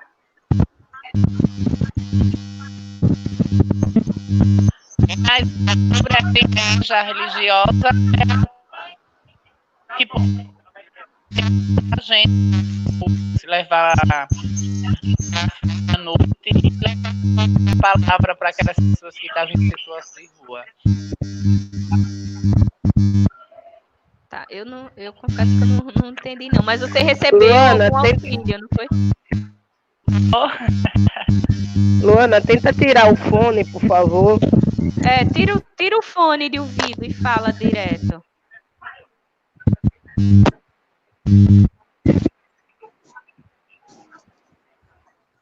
Já tirei, tá? Pronto, agora ficou ótimo. Agora tá bom? Tá ótimo. Fala. E aí, com relação à instituição religiosa... Bem, sobre o governo...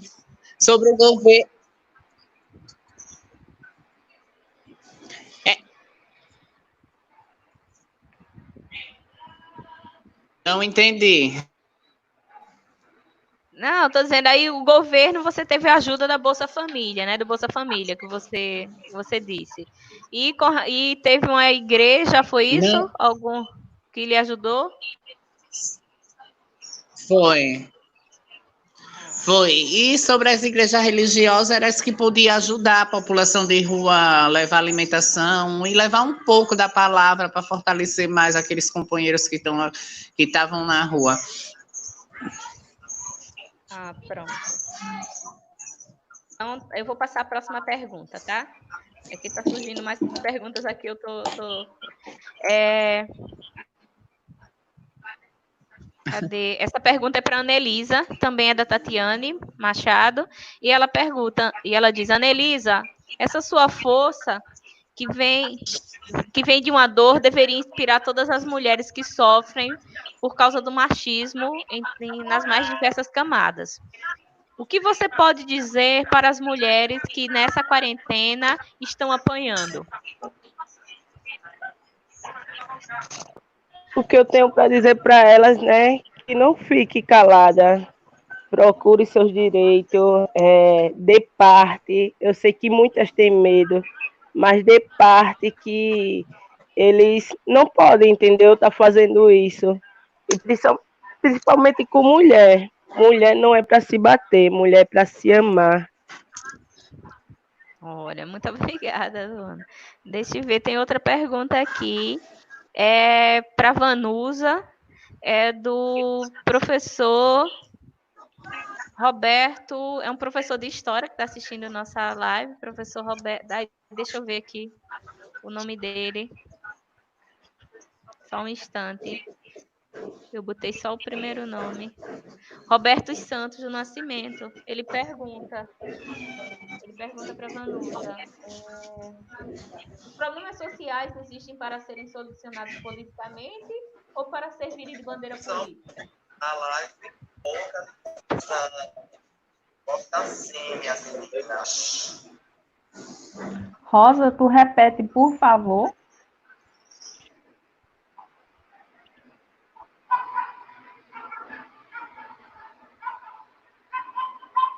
Tá sem áudio, Rosa. Perdão. Eu estava olhando aqui a pergunta e esqueci de ligar o áudio. Ele pergunta: os problemas sociais existem para serem solucionados politicamente ou para servirem de bandeira política? Olá, Roberto. Obrigada por estar assistindo nossa live. Olhe, primeiro, o que é que nós estamos entendendo por político? Né? Às vezes a gente entende que o político é só aquilo que é partidário, né? PT, PMDB, PSDB, né? E a gente talvez tenha que mudar um pouco essa postura de entender o político. Nós temos que ser políticos dia a dia, no sentido de estar questionando sempre as coisas, buscando, querendo transformar os lugares sociais, o nosso lugar, né, a nossa transformação, né?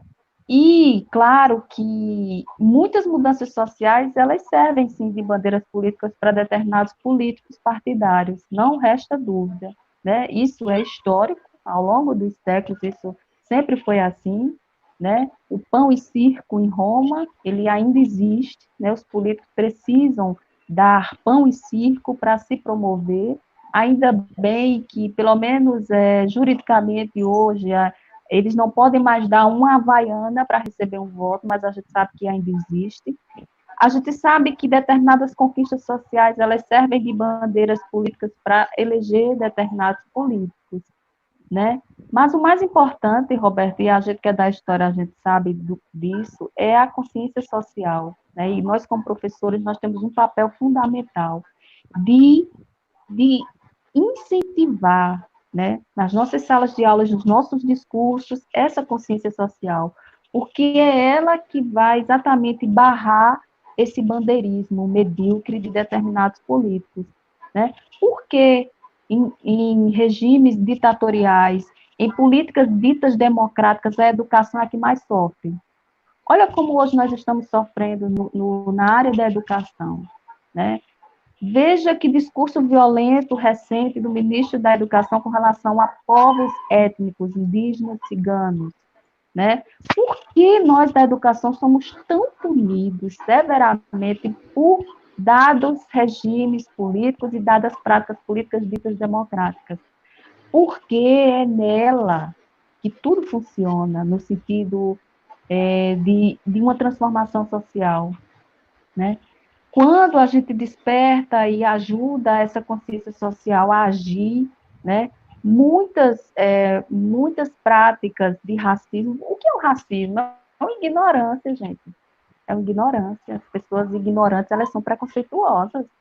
As pessoas ignorantes, elas têm ojeriza a pobre, a preto, a índio. Né? O preconceito vem muito da ignorância, muito mesmo. Então, assim, a consciência social é ela que é o grande divisor de águas, né? E é ela que possivelmente pode mediar, né, esse bandeirismo político com a mudança social, essas transformações sociais. Nós estamos numa situação bem diferente de contextos anteriores, né? Nossa educação pública, né? As pessoas querem crer que a educação pública está falida, não está, ela é o nosso grande bem, né? Ela chega a lugares onde a educação privada não vai chegar, ela chega a filha da doméstica, ela chega a filha do pedreiro, essa educação pública a gente tem que lutar por ela, né? Com unhas e dentes. Essa consciência social, quando ela se espalha, ela cria efeito. E as pessoas vão eleger pessoas que defendam isso, que defendam esse direito de todos terem educação e saúde, igualmente. Porque só o patrão pode ter determinado atendimento de saúde e determinada formação acadêmica. Porque o filho do pedreiro e da doméstica também não pode ter. Quando se espalha socialmente, as coisas mudam muito, né? Então, essa prática política, esse bandeirismo partidário, né, ele é quebrado muitas vezes quando a gente tem essa consciência social. A gente não tem ainda uma consciência social plena no sentido, né, com relação aos nossos moradores de rua. Vejam que discursos atuais, que discursos sensíveis, que memórias de dor, como diz a Tatiana, e memórias dolorosas dessas duas pessoas que viveram nas ruas e que experiências tristes, né? Se nós tivéssemos uma consciência social muito mais apurada, né, os nossos moradores de rua não estariam passando por situações que eles ainda estão passando, né, de repúdio, de violência, de ódio, né? Quer dizer, então a gente ainda tem que trabalhar muito para isso, né? Temos ainda uma pergunta, né, da Rosângela Moraes, eu acho que ela colocou para todos nós, né? Qual o levantamento, né, das pessoas de rua em Maceió, né? O número de pessoas de rua em Maceió. Olha, eu tentei buscar esses números, confesso, no início do projeto, e o que eu consegui, na verdade, foram mais informações do Rafael, né, do próprio pessoal do Movimento Nacional de População em Situação de Rua, né, porque os dados que tinham, até Vitor postou aqui nos comentários, né, são dados bem antigos.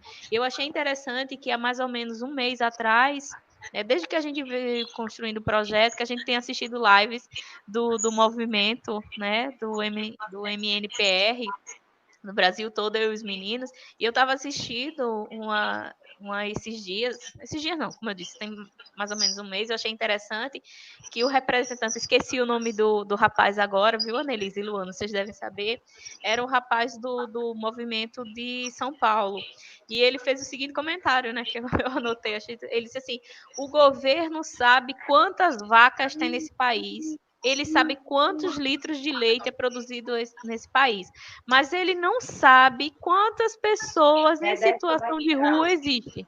Esses dados não existem, não interessa ao governo saber. Né, como o Vanusa já explicou, né, toda essa lógica do capitalismo, né, se nós, servidores públicos, já não interessa esse governo, né, se nós já somos, né, tidos como preguiçosos, né, você imagina a pessoa que está lá, que está desempregada, que está sem trabalho, que está em situação de rua, né, a gente sempre fala moradores de rua, mas assim, né, é sempre bom esclarecer isso, não é morador de rua, é em situação de rua, porque as pessoas podem sair dessa situação, né? Se elas têm acesso a trabalho, se elas têm acesso à renda, elas não vão estar na rua, né? E ninguém mora na rua. Eu lembro também de uma outra live que eu assisti que um rapaz também do movimento falou assim: ninguém quer morar na rua e ninguém quer ser conhecido como morador de rua, porque a gente está na rua. A gente está nessa situação, né? Porque a gente não tem para onde ir, porque a gente não consegue mudar a nossa realidade, né? Por isso que é sempre bom frisar, às vezes a gente esquece, né? Mas voltando, né? Eu lembro que esse rapaz falou isso, né? Realmente eu não lembro o nome dele, mas eu lembro que ele era representante, é o coordenador do movimento lá em São Paulo. Eu disse, realmente, a gente procura os dados, né? E não tem, não existe dados atualizados. Não interessa ao governo saber, né? Para quê? né? A própria Damares, né? Aquela criatura, né, disse, mas os moradores de rua são que, né? A população de rua é que está em melhor situação, né? Nesses tempos, porque quem é que vai querer tocar, né? Na mão de uma pessoa de rua, né? Então ela nem vai pegar o vírus, né? E aquilo assim angustia, né? Como assim, né? Esse governo assim é cada discurso, né, que eles proferem que fere, né? Fere a cada um de nós, né? Fere a nós que somos negros, fere a quem é população em situação de rua, fere aos indígenas. E as pessoas vão levando assim como se fosse uma coisa natural, né? Eu lembro também de uma professora que ela estava numa dessas lives e ela chorou na hora, ela reproduziu um discurso do presidente e ela chorou na hora, porque ela disse assim, esse homem é extremamente perverso, eu não consigo nem reproduzir as palavras dele sem que isso me dê um nervosismo e não me faça entrar em pânico. E ela começou a chorar no meio da live, né? E ficou todo mundo, assim, foi uma situação live, né?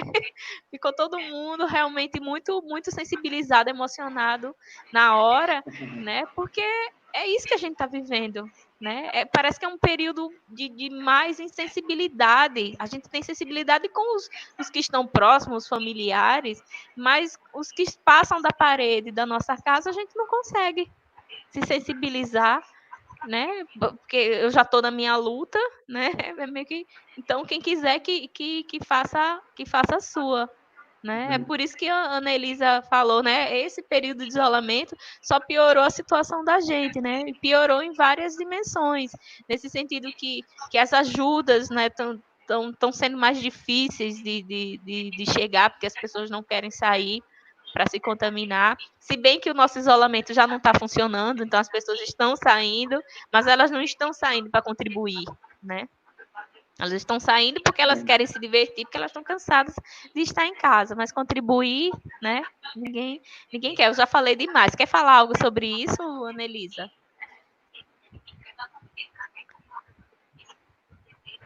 Né? Posso falar pegando o gancho? Sim, Audrey, pode sim. Da Rosa. Pode sim. Fala, Audrey. É o seguinte, né? A Faculdade de Serviço Social da UFAL já fez a proposta de estudo chamada Pesquisa da População em Situação de Rua.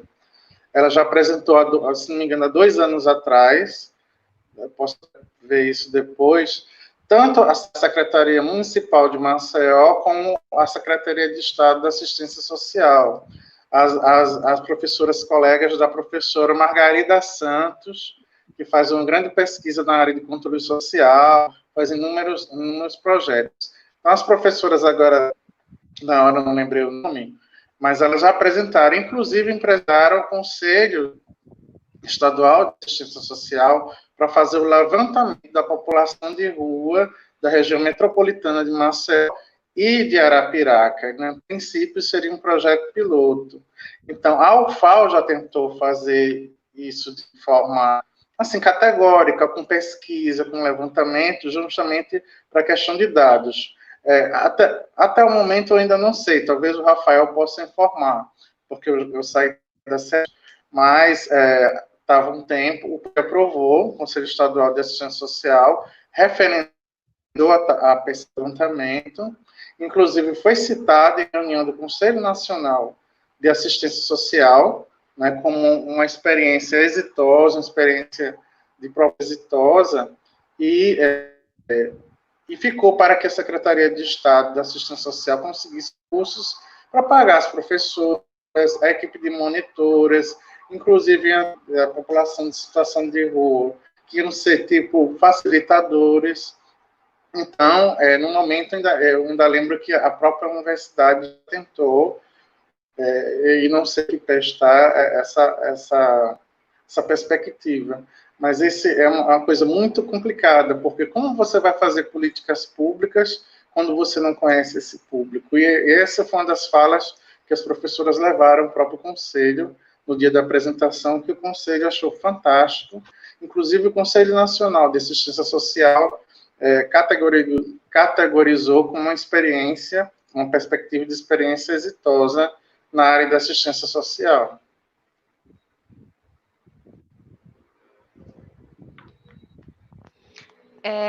Audrey, esses dados, né? Eu lembro que eu conversei com o Rafael, ele tinha me dito que só no centro de Maceió ele tinha uns dados sobre 3 mil, né, de 3 mil pessoas. Eu me foquei na questão do centro de Maceió, porque o projeto era a gente, né, fez o recorte no centro, né, a princípio, né. Ele tinha falado em 3 mil, mas realmente os dados eu confesso que eu não tenho. Não sei se a Anelisa ou Luana tem algum desses dados de número de pessoas em situação de rua em Maceió e no estado. Você tem, Anelisa?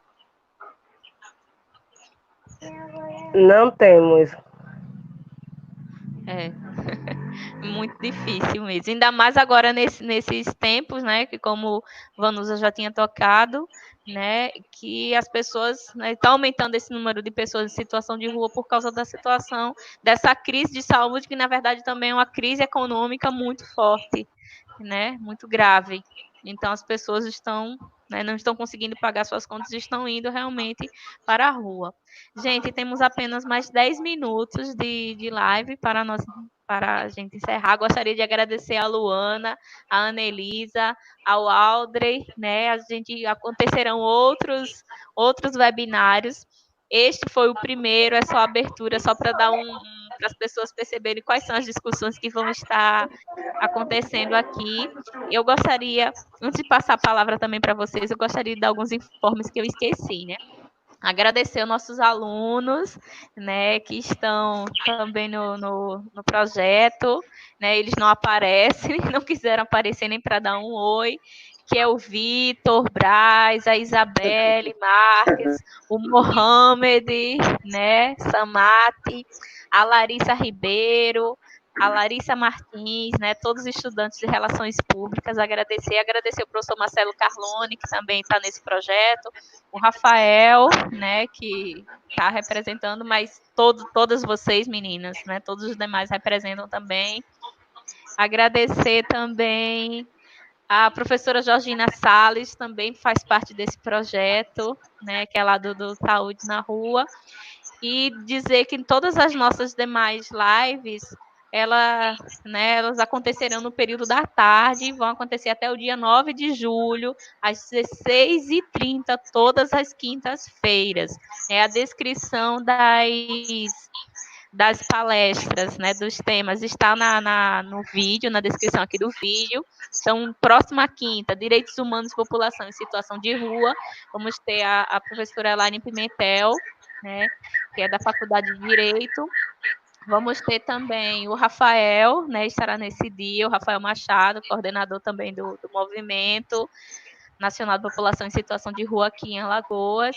Vamos ter também o Daniel Agueiros, doutor Daniel Agueiros, que é da OAB, da Comissão de Direitos Humanos, e a Ana Pereira, que é assistente social e é ativista feminista e pelos direitos da população, de populações vulneráveis, né? Serão os nossos debatedores. Ana Elisa e Luana também voltarão em outros dias, a gente ainda vai divulgar, né?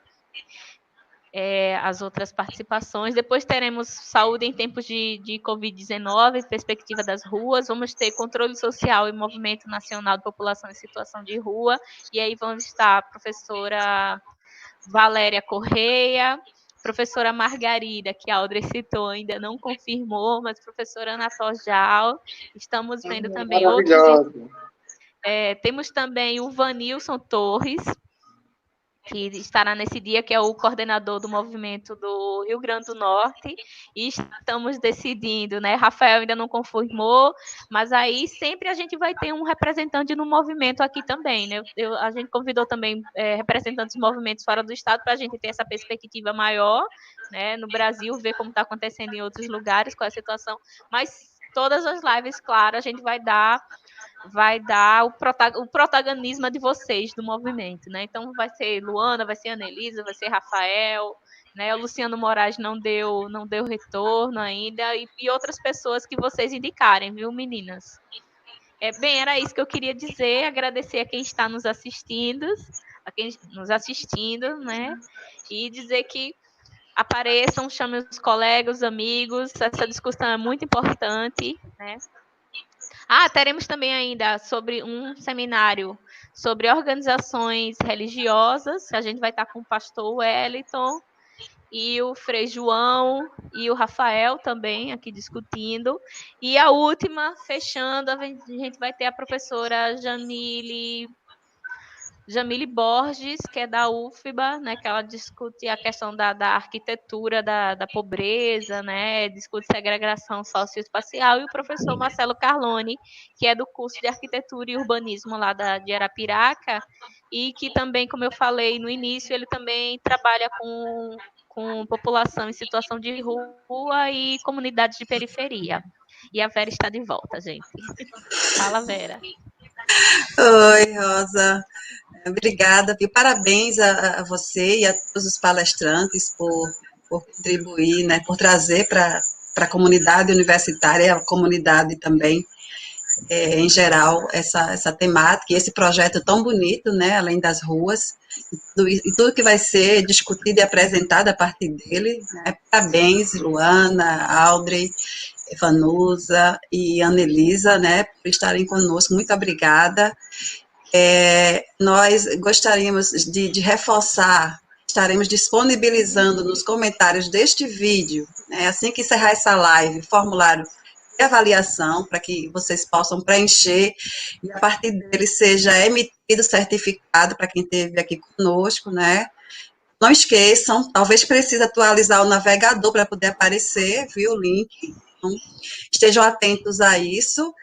Também anunciar as lives da tarde e da noite. Nós temos à tarde o webinário Perfil Social e Epidemiológico de Maceió e suas transformações em cenário de pandemia, né, uma promoção da Faculdade de Medicina, às 16 horas, então a gente encontra vocês também aqui, caso um deseje estar conosco nesta outra atividade. E à noite nós teremos a terceira live do dia, né, o terceiro webinário, que é com os desafios para as instituições de ensino frente à Covid-19, né, com a participação dos pró-reitores das instituições de ensino superior de Alagoas, né, pública, que são os pró-reitores de graduação da UFAL, da UNEAL, do IFAL e da UNCISAL. Assim, essa é a nossa live do período da noite. E assim a gente encerra, não é, nessa manhã, essa atividade, agradecendo a todos que estiveram conosco aí também, nos acompanhando pelo chat do YouTube. Muito obrigada por estar sempre conosco. Despedimos por aqui, deixando um abraço para todos e todas, e que realmente possamos nos encontrar nas próximas lives, né? Um grande abraço para todo mundo e até mais.